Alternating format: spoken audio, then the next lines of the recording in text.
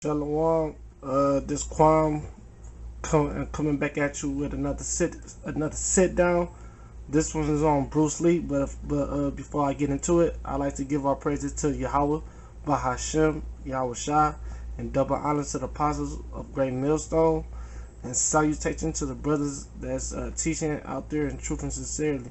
We almost out of here. Just keep strong and be like water, just like Bruce Lee would say, you know.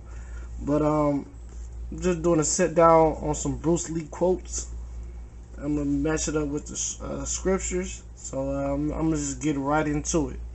I'm gonna play this scene, then I'm gonna give you some scriptures as we go. Then I'm gonna end it with a quote of Bruce Lee and match it up with the scriptures. Okay. Teacher? Wait 1 second. Salaki, y'all. I should have had this already plugged up.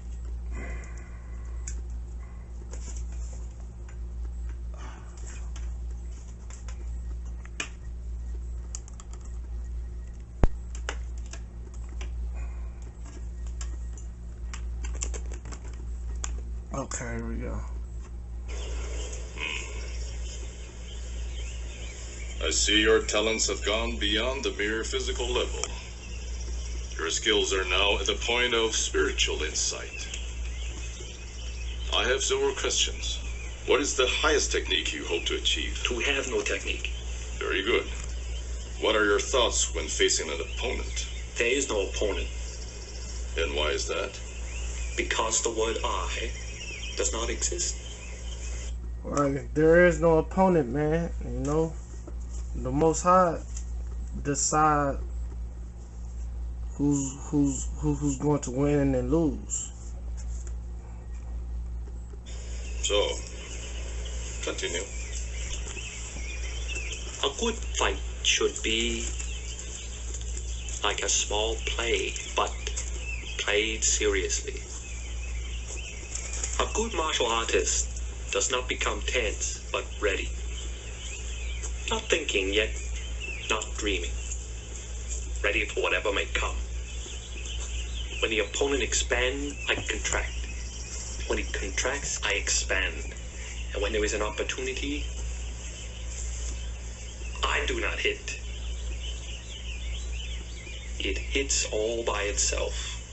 Now, you must remember, the enemy has only images and illusions. Right, the enemy. He was saying the enemy only have illusions.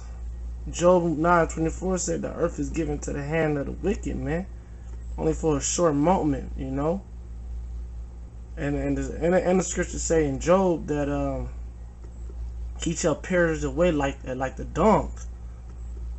Our enemy, man, he's really not real, man. The nigga, he's temporary. So we're gonna keep going. Behind which he hides his true motives. Destroy the image, and it will break the enemy. The it that you refer to is a powerful weapon, easily misused by the martial artist who deserts his vows. For centuries now, the code of the Shaolin Temple has been preserved. Remember, the honor of our brotherhood has been held true. Tell me now the Shaolin Commandment number 13. A martial artist has to take responsibility for himself and to accept the consequences of his own doing.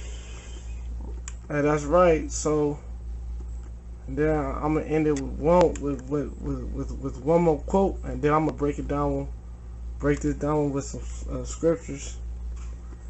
A quote from Bruce Lee. It says, I'm gonna put it up on close. It says, knowing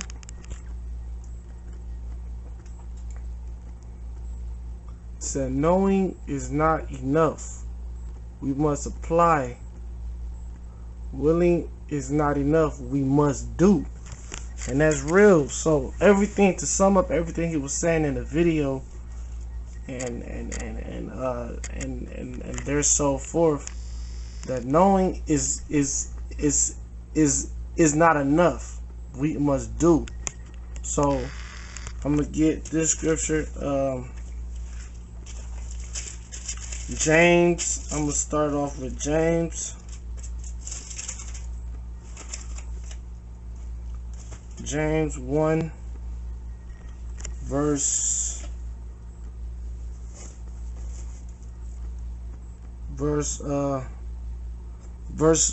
12. It say, blessed is the man that endureth temptation, for when he is tried, he shall receive the crown of life, which the Lord hath promised to them that love him. That's right. So, you know, and then I'm going to say, let no man say when he is temperate, I am tempted of God, for God cannot be tempted with evil, neither tempted he any man, but every man is tempted when he draw away from his own lust and entice. Right. So us knowing that is all cool and dandy, but now we must apply that. Now we know that the Lord don't, you go away your goddamn self, man. You know? And brothers know these scriptures, but they not applying these scriptures, man. You know, you gotta apply these scriptures in your everyday life, on your day-to-day motion, man. I do too, and I'm not just rebuking some people. I'm talking about my goddamn self, man. I need to do better because I know these scriptures, but just like Bruce Lee quote said, knowing is not enough. Knowing this is not enough. We must apply. Willing is not enough. Even if we're willing to do it, but we must do it. You feel me? Like, we're ready and willing, but that's not enough. We must do it. If a motherfucker asks you for $20 and he say, yeah, I got you, but the motherfucker don't give you the $20, yeah, he said he got you. He was just saying it, but the action behind it, he didn't actually give you the $20. He just said, yes, I give you the $20. So he was willing to give it to you, and he knew he had to give it to you. But guess what? He didn't do it. His words, he didn't back up his word with his action. So I'm gonna go there, and I'm gonna go from there to Matthew 7, because there's a lot of fakers out here, man. There's a lot of fakers out here, man. There's a lot of people that's talk but don't walk the walk. So I'm gonna get this, and I'm gonna just ride on this scripture, and I'm gonna just ride on this quote, because this is a deep ass quote to me, man. Knowing is not enough, man. We must do. Willing is not enough. We must do. So I'm gonna get this in Matthew 7. I think it's 15. Matthew 7, verse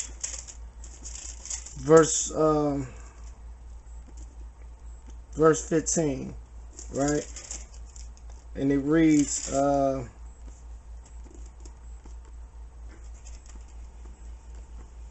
beware of false prophets, which come to you in sheep clothing, but inwardly they are ravening wolves. Right. So it's so many people and that goes to anybody, brothers in this truth, man. Be aware of just people, man, because they come to you with sheep clothing. They know, amen. They come to you. They know the scriptures real good. They know how to get precept upon precepts, but they don't apply those precepts. And they're willing to stand out there with you on the highways, and they're willing to talk to you.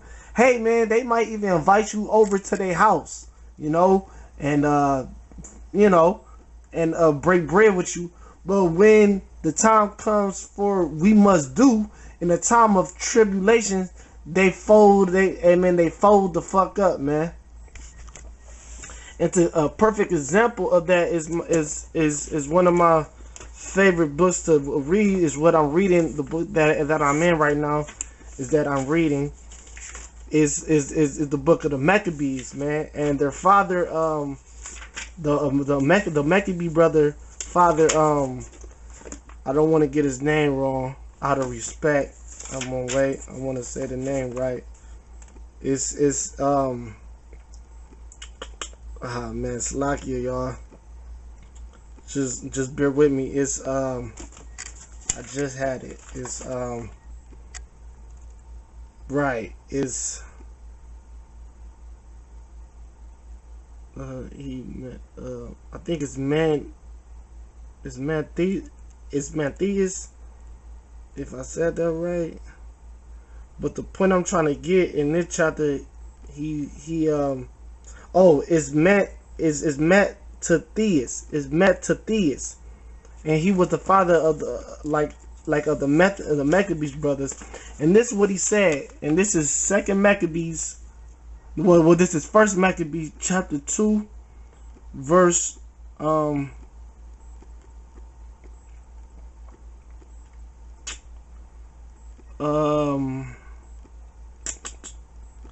I'm gonna start at 54. No, I'm gonna start at 50. This is First Maccabees chapter 2, verse 50. Hey, remember, y'all, knowing is not enough. We must do. Now, this is First Maccabees chapter 2, verse 50. Now, therefore, my son, be zealous for the law. Right. We got to be zealous for the law, y'all. We got the zeal. We got to have a zeal to do the law, and to keep the faith, and give your lives for the covenant of your fathers. Right. It's going to be a time that brothers going to have to actually apply these scriptures till death.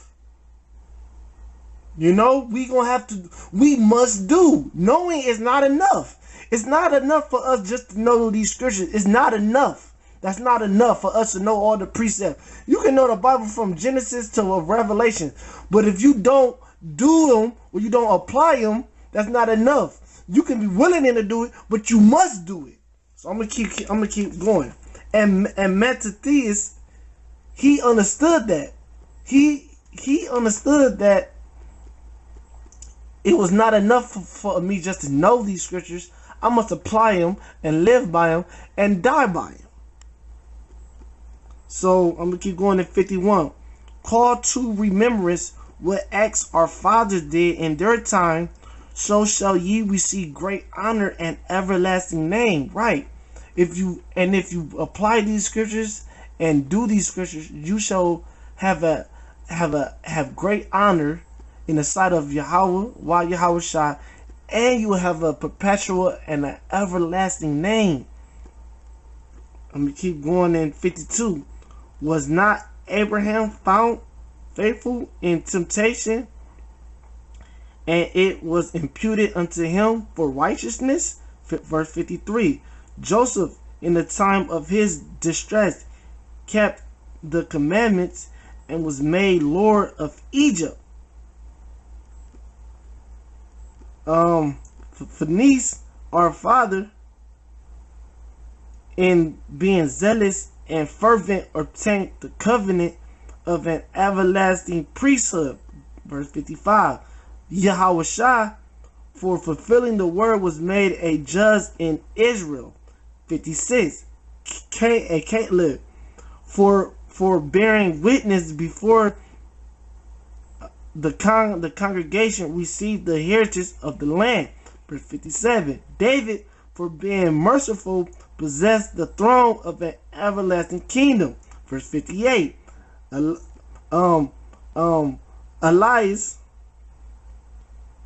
who is Elijah, for being zealous and fervent for the law, was taken up into heaven. Verse 59, and Ananias and Azarias and Misael, who is Abednego, Meshach, and Shadrach, by believing were saved out of the flame. Verse 60, Daniel, for his innocency, was delivered from the mouth of lions. Verse 61, and thou consider ye throughout all ages that none that put their trust in him shall be overcome. Fear not. Fear not. You know? And that's what it is. I just named all these brothers who knew the scripture and applied the scriptures and was willing to do it, and they did it. These are brothers who knew the scriptures and applied them and died by them. They wasn't just brother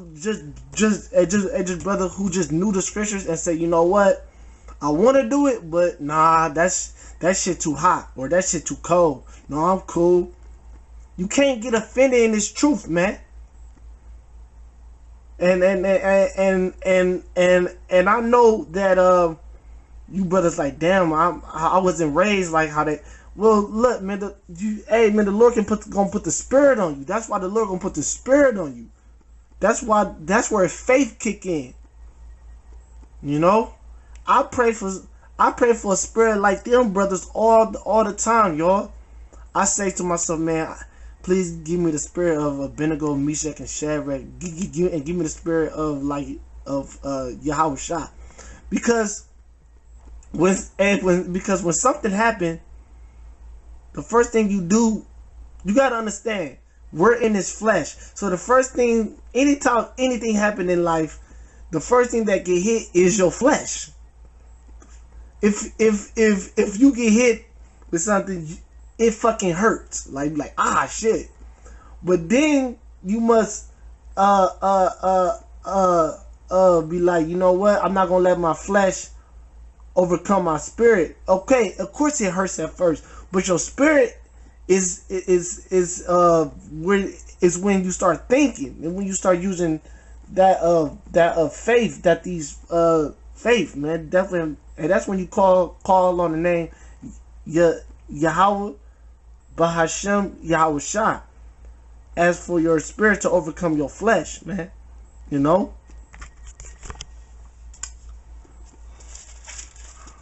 It's not gonna be a long one. I'm gonna just get this in James. If I can find it.